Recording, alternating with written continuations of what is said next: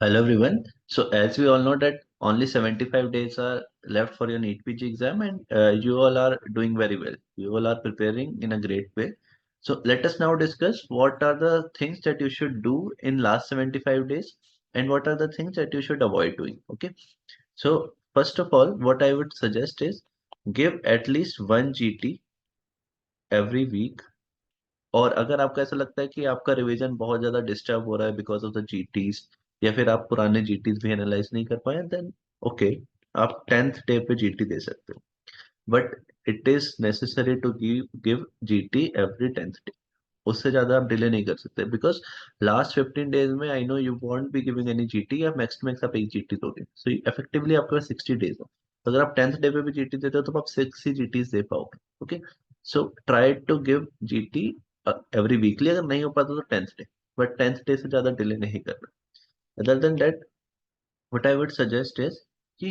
10 to 12 hours आपको निकालने ही है for studying every day okay आप अगर इंटर्नशिप कर रहे हो तो try to use your CL try to use your ML maximum सारी यूज कर लो but try to spare 10 to 12 hours per day अगर फिर भी आपको इंटर्नशिप जाना होता है तो what you can do is कि अब आप जब आप जा रहे हो ना तो रास्ते में क्यूबैंक्स रिवाइज कर सकते हो रास्ते में स्क्रीनशॉट्स होते हैं रटने वाले वो रिवाइज कर सकते हो you can keep the 20th copy with you और वो रिवाइज करते हुए आते जाते या जब भी स्पेयर टाइम मिलता है then you can do that other than that अभी क्या है कि आपने पढ़ ली है बहुत सारी चीजें तो देन यू नो थिंग्स तो इंटर्नशिप में भी ऐसे जस्ट मैनुअल लेबर की तरह काम नहीं करना ऑब्जर्व थिंग्स क्योंकि क्वेश्चन वहां से भी आएंगे एज इन सपोज कैनलास है तो आप कैनलास के कलर और उनका साइज देख सकते हो question can be there on that आप फोलिज इंसर्शन के स्टेप्स देख सकते हो फोलिज की भी कलर कोडिंग देख सकते हो okay so you can just learn things from there as well okay हर जगह से आप कुछ ना कुछ ले सकते हो that can help you in your exam अभी क्या है आपने पढ़ लिया है तो माइंड नोज थिंग तो ऐसा बोलते हैं ना कि I doesn't see what mind doesn't know but now your mind knows thing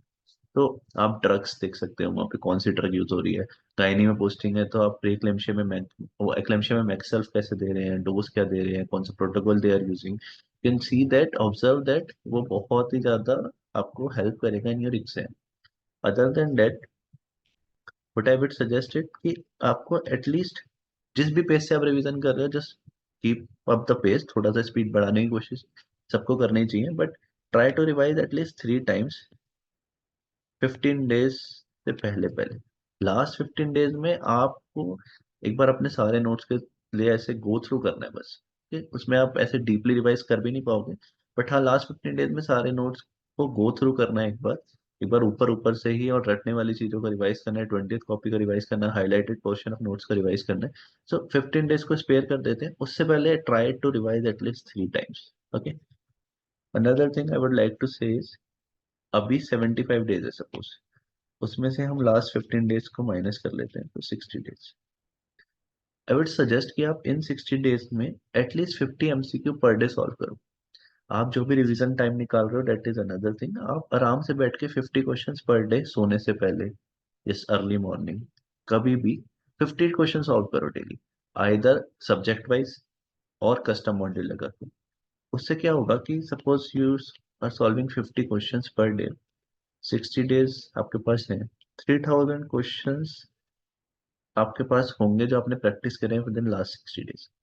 उन 3000 क्वेश्चन में से मेरे तो एग्जाम में ऐसे 80 क्वेश्चंस रिपीट हो गए थे ठीक so try to do this custom model में आप नीट पीजी पैटर्न के क्वेश्चंस लगा लो प्रीवियस ईयर के क्वेश्चंस लगा लो है ना बस ट्राई टू सॉल्व 3000 क्वेश्चन नहीं तो सब्जेक्ट वाइज कर लो you can do anything but अगर आपको लगता है कि हाँ 50 क्वेश्चन में आपको ज्यादा टाइम लग रहा है तो आप 40 कर सकते हो तब भी still you would be having 2400 questions okay sparing last 15 days उससे पहले पहले आपके पास इतना क्यूबैंक प्रैक्टिस होगा तो आपका कॉन्फिडेंस भी हायर साइड पे होगा okay just try to do that